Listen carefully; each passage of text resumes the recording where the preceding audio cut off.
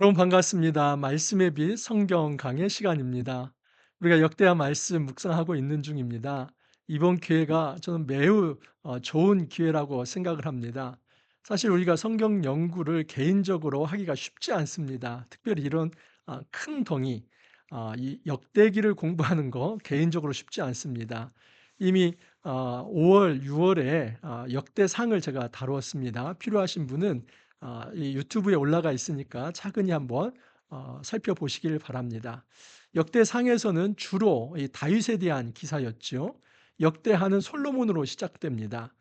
여러분, 이 역대하 우리가 공부하면서 목표 하나 세우기로 했죠.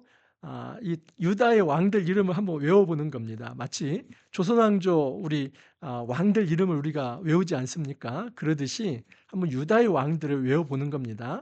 단지 기계적으로 암기하는 것이 아니라 우리가 꾸준히 아주 차근히 성경 묵상을 했다면 그 역사를 하나하나 더듬으면서 그 이름을 한번 외워보면서 이런 일들이 있었지 그렇게 외우는 것입니다. 자, 저와 함께 매일 한번 잊지 않도록 한번 해보겠습니다. 르호보암, 이제 솔로몬의 아들 르호보암으로부터 유다 왕들이 이제 시작이 됩니다. 르호보암, 아비야, 아사, 여호사밧, 그리고 여호람, 아하시야, 아달랴, 요아스, 아마샤 여기까지 우리가 다루었습니다. 그래서 여기를 그냥 일부라고 생각을 하고 오늘부터 이제 우시야로부터 시작이 되는데 여기서는 2부로 한번 치겠습니다. 그래서 이걸 좀 1부, 2부로 나누면 외우기가 괜찮습니다. 자, 이제 여러분 이 우시야라고 하는 왕은 아마샤의 아들이지요. 그래서 여러분 우리가 이 역대기를 공부하면서 비슷한 패턴이 있습니다. 모든 왕들이 초기에는 하나님 앞에 정직히 행했지만 후반기로 갈수록 교만해지고 또 하나님을 떠난 모습이 나타납니다. 오늘 나타난 이 우시아도 우리가 보기에는 참으로 안타깝습니다. 초기에 너무나 그가 한 행적은 정말 위대한 행적들입니다. 하나님을 신실하게 섬겼고 국방력과 경제력을 튼튼히 했던 좋은 성군입니다. 그런데 후반부에 이 교만을 이기지 못하고 스스로 무너지는 모습을 보게 됩니다. 자, 오늘 26장 1절에서 23절 이제 우시아의 교만에 대해서 한번 살펴보도록 하겠습니다. 유다 온 백성이 나이가 16세 된 우시아를 세워 그의 아버지 아마샤를 대신하여 왕으로 삼으니 이 우시아는 아마샤의 아들입니다. 그리고 왕이 된 지는 16세입니다. 근데 16세에 왕이 되어서 52년간을 통치했다고 합니다. 우시아가 왕 위에 오를 때에 나이가 16세라 예루살렘에서 52년간 다스리니라. 그러니까 여러분 제일 기간이 52년이면 엄청나죠. 전체 산 날도 68세니까 그 당시 고대에 적지 않게 오래 살았다고 볼 수 있습니다. 그러면 이렇게 긴 기간 동안 이 우시아가 혼자 통치를 했는가? 그렇지 않습니다. 후반부에 보면 요담이라고 하는 왕 그 아들이 있는데 그 아들과 공동 이 섭정 통치를 하게 됩니다. 그 사연이 있습니다. 그러니까 52년간 통치했지만 이 후반부의 기간은 아들과 공동 통치하는 기간이 있습니다. 살아 있지만 거의 죽은 목숨이나 같았던 이 모습이 우시아의 후반부입니다. 왜 그랬을까? 이 안타까운 사연을 한번 살펴보도록 하겠습니다. 먼저 그의 칭찬할 대목입니다. 우시아가 그의 아버지 아마샤의 모든 행위대로 여호와 보시기에 정직하게 행하며 하나님의 묵시를 밝히 하는 스가랴가 사는 날에 하나님을 찾았고 그가 여호와를 찾을 동안에는 하나님이 형통하게 하셨더라. 여러분, 역사의 하나의 패턴입니다. 하나님을 찾으면 형통한다. 그러나 하나님을 찾지 않으면 망한다 하는 것이죠. 특별히 여기 스가랴라고 하는 선지자가 있었습니다. 그가 사는 날 동안에 이 우시아가 하나님을 찾았다 하는 것입니다. 이런 면에서 이 종교 지도자가 얼마나 중요한 역할을 하는지 알 수 있습니다. 여러분 종교 지도자마저 타락하고 종교 지도자마저 부패한다면 누구도 그 말씀을 따라 살 사람이 없습니다. 특히 저도 말씀 사역자입니다. 그런 어떤 공적 책무 의식이 있습니다.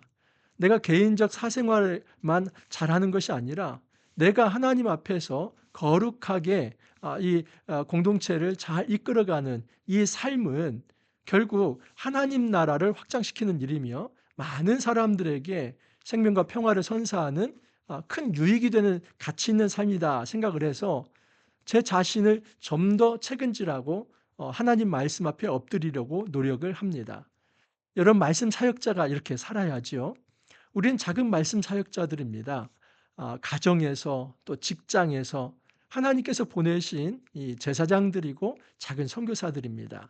우리가 기억해야 할 것은 여러분 이 스가랴와 같은 선지자가 바로 서 있으면 이 말씀 사역자들, 말씀을 깊이 묵상하고 말씀대로 살아가는 사람들이 각 포스트에 잘 서 있다면 그 주변 사람들이 복을 받지요. 그래서 이 스가랴가 살아 있는 동안에는 우시야가 하나님 말씀을 떠나지 않았습니다. 그리고 그는 형통한 삶을 살았다라고 얘기를 합니다. 자, 우시야가 세운 이 좋은 업적을 한번 살펴보겠습니다.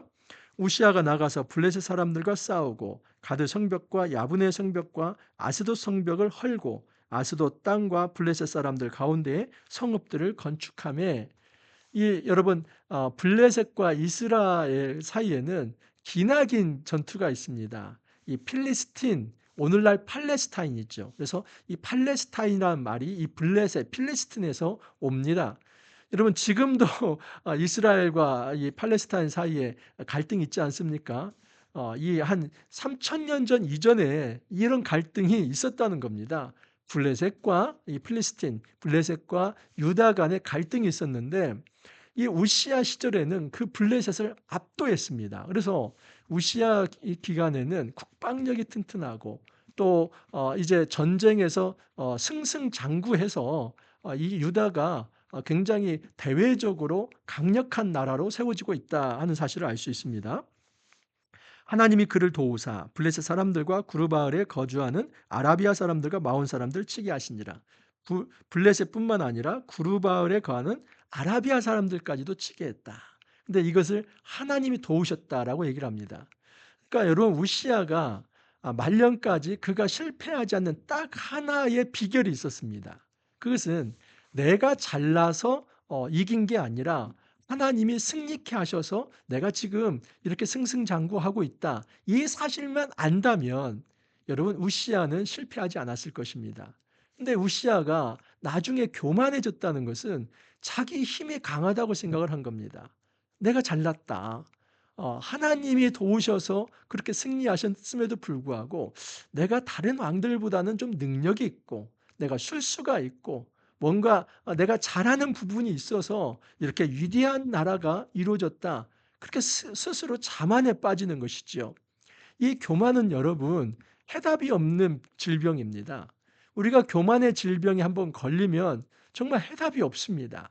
그렇기 때문에 교만이 찾아온다면 반드시 바로 즉결 우리는 하나님 앞에 엎드리고 그 문제를 해결하려고 노력해야만 합니다. 조그마한 교만의 씨앗이 싹 튼다 할지라도 그걸 정말 없애야만 합니다. 뿌리 뽑아야만 합니다. 내가 아무것도 아니다. 하나님이 하신 일이다. 하나님께서 더 위대하시고 나는 그의 수종드는 자이며 하나님의 도구일 뿐이다. 이 겸손한 자세가 없다면 결코 끝까지 승리할 수 없습니다. 자, 우시아가 이 블레셋만 이겼을 뿐만 아니라 아라비아 사람들도 이기고 암몬 사람들은 스스로 조공을 바쳤습니다. 우시아에게 암몬 사람들이 우시아에게 조공을 바치매 우시아가 매우 강성하여 이름이 애굽 변방까지 퍼졌다.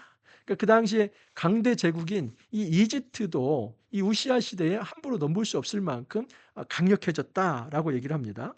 또한 우시아는 여러분이 경제적으로도 아주 이 눈이 밝은 사람입니다. 그래서 여러 산과 좋은 밭에 농부와 포도원을 다스리는 자들을 두었으니 농사를 좋아함이었더라.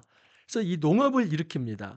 여러분이 팔레스타인 땅이 유목도 할 수 있지만 많은 경우 농사를 지을 수 있습니다. 뭐 올리브 농사, 포도 농사 또는 밀과 보리 이런 농사들을 지을 수 있습니다. 이전에 어떤 유목 생활만 하다가 이제는 농업을 하는데 이것은 국가의 어떤 그 양식, 어떤 국가의 양식을 스스로 재생산할 수 있는 아주 국가 자산을 튼튼히 하는 중요한 일이죠. 이것은 경제적으로도 이 우시야가 업적을 잘 세웠다는 겁니다. 나라를 안정시키고 또 백성들이 평안하게 먹고 살 수 있도록 그렇게 만들었다는 것이죠. 다 칭찬할 만한 일들입니다. 또한 우시아가 조직을 정비합니다. 우시아에게 또 싸우는 군사가 있으니 서기관 여이엘과 병영장 마아세야가 직접 조사한 수요대로 왕의 지휘관 하나냐의 휘하에 속하여 떼를 지어 나가서 싸우는 자라. 족장의 수가 2,600명이니 모두 큰 용사여 그의 휘하에 군대가 30만 7,500명. 여러분 이 장교가 2,600명 그리고 이 병사들이 30만 7,500명. 근데 이 2,600명의 이 모든 큰 용사, 장교들을 조직화시킨 겁니다. 그러니까 어떤 이 유다의 군사가 오합지졸이 아니라 매우 잘 정비된 조직화된 그런 군대였다라고 볼 수 있죠. 여러분 여기까지 보면 우시아는 대단합니다. 경제적으로도 나라를 부강하게 하고 또 이제 군사력을 튼튼히 하며 그 군사를 조직화해서 아주 그 싸움에 나가더라도 오합지졸이 아니라 조직적으로 팀을 이루어 싸울 수 있는 바탕을 마련했습니다. 또한 여러분 우시아는 신무기도 개발을 합니다. 우시아가 그의 온 군대를 향하여 방패와 창과 투구와 갑옷과 활과 물맷돌을 준비하고 또 예루살렘에서 재주 있는 사람들에게 무기를 고안하게 하여 망대와 성곽 위에 두어 화살과 큰 돌을 쏘고 던지게 하였으니 그의 이름이 멀리 퍼지면 기이한 도우심을 얻어 강성하여 짐이었더라. 그래서 새로운 무기를 개발하고 또 뭐 무기들 있지 않습니까? 창, 방패, 갑옷, 활, 물매 이런 것들을 많이 준비해서 이제 어느 나라와 붙어도 지지 않을 만큼 그런 국방력을 튼튼히 한 왕이 우시야라는 겁니다. 자, 여기까지가 우시야의 장점입니다. 이제 이후부터는 우시야의 안타까운 교만인데 이 모든 공적을 하루아침에 무너뜨릴 수 있는 것이 내부에서 자라는 이 교만입니다. 내가 이 일을 이룬다. 내가 이 정도로 강력한 사람이다. 그 교만의 질병에 걸리면 하나님도 눈에 보이지 않습니다. 우리 하나님께서 이 모든 것을 다 주셨음에도 불구하고 하나님을 바라보지 않고 자기의 어떤 능력에 스스로 요즘 이런 말 쓰지 않습니까? 자뻑한 것이죠. 스스로 그냥 도취가 되어서 '내가 이렇게 강력한 사람이다.' 그래서 넘보지 말아야 할 것을 넘보는데 우시아는 여러분 정치 지도자입니다. 그리고 이스라엘 사회는 이 분권화가 되어 있는데 정치 지도자와 종교 지도자는 분권화되어 있습니다. 모세도 여러분 정치 지도자였지만 아론을 종교 지도자 대제사장으로 세우고 여러분 그렇게 철저히 일을 나누어서 했습니다. 그래서 왕이 재판을 주로 한다면 이제 이 통치를 한다면 이 대제사장을 통해서 제사와 종교적 업무를 감당하게 한 것이죠. 근데 우시아 마음에 이런 교만이 핀 겁니다. 다른 나라 보니까 왕이 모든 어떤 제사까지도 그 신들 그 어떤 주도하는 그런 종교적 업무도 있는데 우리나라 보니까 이 대제사장들이 더 힘이 센 것 같고 특히 선지자라고 하는 사람들은 하나님 말씀을 전한답시고 왕들에게 훈수를 두려고 하는데 '내가 좀 기강을 좀 잡아야겠다. 내가 종교적 측면에서도 1 인자가 되어서 나의 말을 통해 모든 종교 업무가 이루어지게 해야겠다.'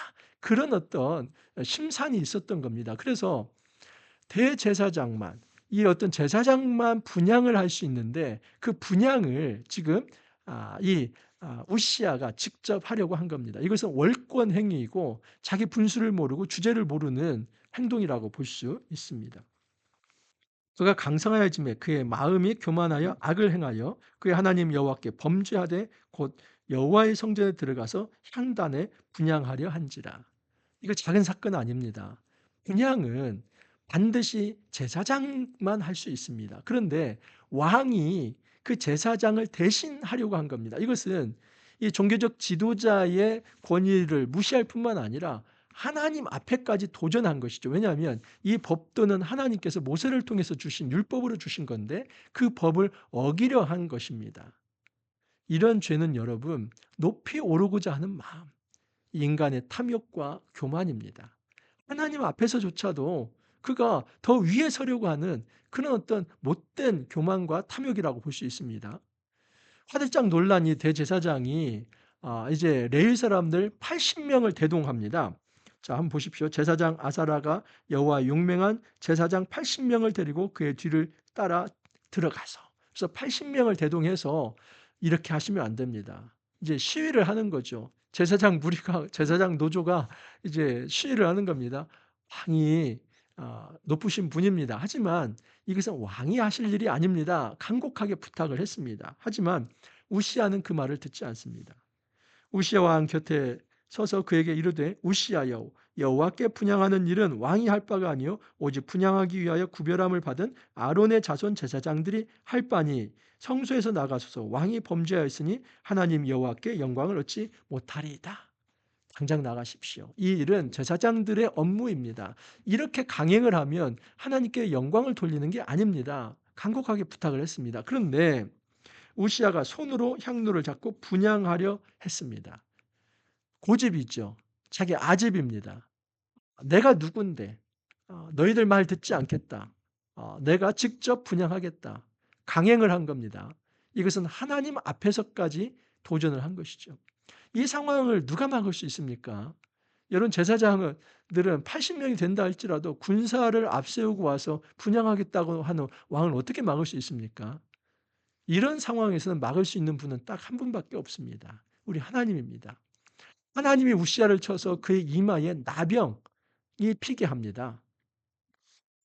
어 우시아가 손으로 향로를 잡고 분향하려 하다가 화를 내니 그가 제사장에게 화를 낼 때에 여호와의 전 안 향단 곁 제사장들 앞에서 그의 이마에 나병이 생긴지라. 여러분, 이 나병은 천연과 같습니다. 그래서 하나님의 심판하신다는 이 상징이 있죠. 대제사장 아사랴와 모든 제사장이 왕의 이마에 나병이 생겼음을 보고 성전에서 급히 쫓아내고 여호와께서 치심으로 왕도 속히 나가니라. 결국 왕도 나갈 수밖에 없습니다. 왜냐하면 이건 자기가 해 보려고 하는데 하나님이 자기 이마에 나병이 생기게 하신 것을 보면서 '아, 이것은 아니구나.' 결국 꼬리를 내린 겁니다. 여러분, 이렇게까지 해야 합니까? 왕이 율법을 안다면, 하나님을 향한 이 신뢰의 마음이 있다면 그 악행을 안 했을 텐데, 자기가 할 수 있는 최선을 다해서 자기가 한번 고집을 피우고 올라갈 때까지 한번 올라가고 싶은 겁니다. 근데 결국은 어떻게 됩니까? 하나님께서 그의 고집을 꺾으시고, 사람들이 어떻게 할 수 없습니까? 하나님이 직접 역사에 개입하셔서 그의 몸에 나병이 피게 하셔서 결국 그 강행하는 것을 저지하시지 않습니까? 하나님이 그렇게 하십니다. 여러분, 교만이 끝이 있습니다.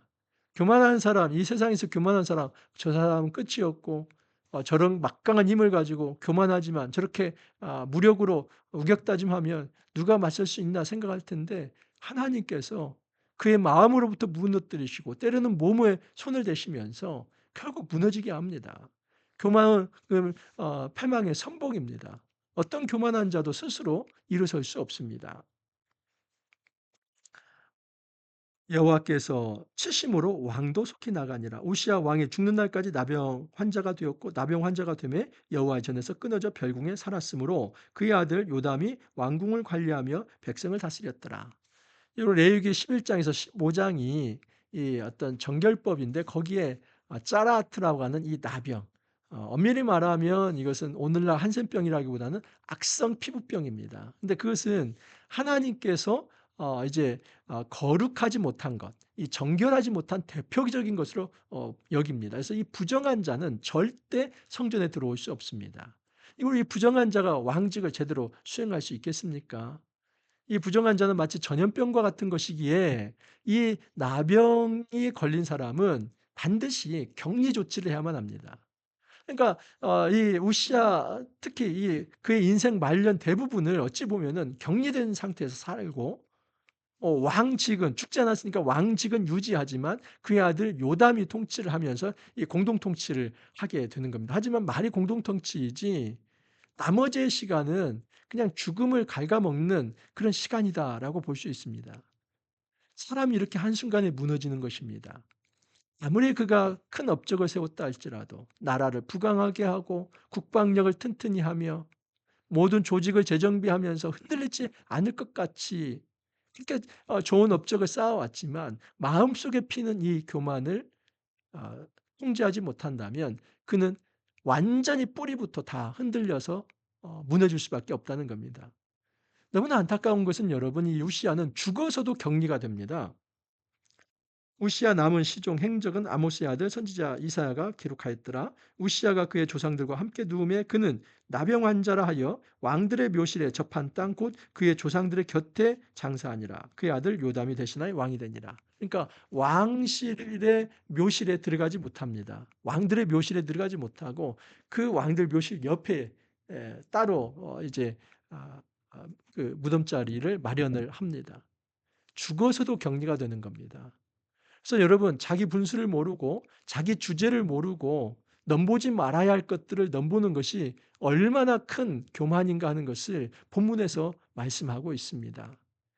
여러분 오늘날 우리가 이것은 어떤 목회자는 성직이고 일반 평신도는 이제 성직이 아니기 때문에 일반 평신도가 어떤 성직을 이제 어떤 말씀 사역을 하는 거 이것은 대단히 잘못된 거다. 지금 이렇게 적용을 하면 안 됩니다. 절대 그렇지 않습니다. 여기서 넘보지 말아야 할 것은 사실은 여러분 교만이지요. 하나님 앞에서 이제까지 이루어진 모든 것들이 하나님으로부터 비롯된 것이라는 것을 알면서 자기에게 부여된 이 사명을 최선을 다해야 하는데 그것이 아니라 모든 분야에서 전 곳에서 자기가 왕이 되려고 하는 이 자세 이것을 문제 삼는 겁니다. 이것은 여러분 하나님 앞에서까지도 왕노릇 하려고 하는 것이지요. 이런 교만을 하나님께서 치신다 하는 것입니다. 교만은 하루아침에 모든 것을 다 무너뜨릴 수 있는 그런 핵폭탄과 같은 것입니다. 우리 마음에 그런 질병이 싹트고 있다면 이 교만의 질병이 싹트고 있다면 바로 캐치해서 그것을 뿌리째 뽑아내야만 합니다. 어떻게 가능할까요? 기도하면 됩니다. 성령이 우리 안에 임재하게 하시고 성령의 통치를 받으면서 주님 제가 이런 못된 교만한 마음을 품었습니다. 제가 넘보지 말아야 할 것들을 넘보려고 했습니다. 저의 고집과 아집 교만을 깨뜨려 주시고 하나님 앞에 겸손하게 살아갈 수 있게 하옵소서. 말씀의 통치를 받되 하나님이 왕 되시고 그 하나님의 왕적 통치를 저도 겸손하게 받을 수 있게 해 주십시오. 이 기도를 죽는 날까지 해야만 합니다. 제 마음에 아주 흔들리지 않는 단어 하나가 있습니다. 겸손입니다. 이것은 제가 겸손한 사람이어서 그렇게 말씀드리는 게 아니라 겸손을 추구해야만 살기 때문입니다. 이것은 모든 사람이 추구해야만 하는 것입니다. 하나님 앞에서 이게 종교 개혁자들의 캐치프레이즈입니다. 코람데오. 이 코람데오 하나님 앞에 서는 것이 바로 겸손입니다. 우리가 교만한 마음을 누르고 억제하면서 겸손하게 하나님 앞에 서서 하나님 주시는 이 통치 받아들이고 하나님 주시는 이 승리의 선물을 날마다 만끽하면서 그렇게 주 안에서 거룩하고 경건한 삶 살아갈 수 있기를 간절히 소망합니다. 기도합니다. 주님 감사합니다. 교만의 질병이 한번 싹 트면 그간 쌓아온 모든 업적들도 한순간에 무너질 수밖에 없다는 것을 알게 되었습니다. 우리 삶 속에서 얼마나 높아지느냐가 중요한 것이 아니라 얼마나 그 탐욕을, 교만을 절제하느냐가 중요하다는 것을 알게 되었습니다. 날마다 말씀을 묵상하고 내 자신을 말씀으로 성찰해 보면서 교만의 죄를 짓지 않게 하옵소서. 늘 하나님 앞에서 겸손한 자세로 살아갈 수 있도록 주님 이끌어 주옵소서. 주님 감사하옵고 예수님 이름으로 기도하옵나이다. 여러분 역대하 지금 26장이니까 총 36장인데 이제 10장 남았습니다. 그러니까 거의 3분의 2를 우리가 잘 또 넘어온 것 같습니다. 이제 이번 주와 다음 주 마지막 3분의 1 그렇게 할 텐데 끝까지 우리가 말씀 묵상하면서 승리할 수 있길 바랍니다.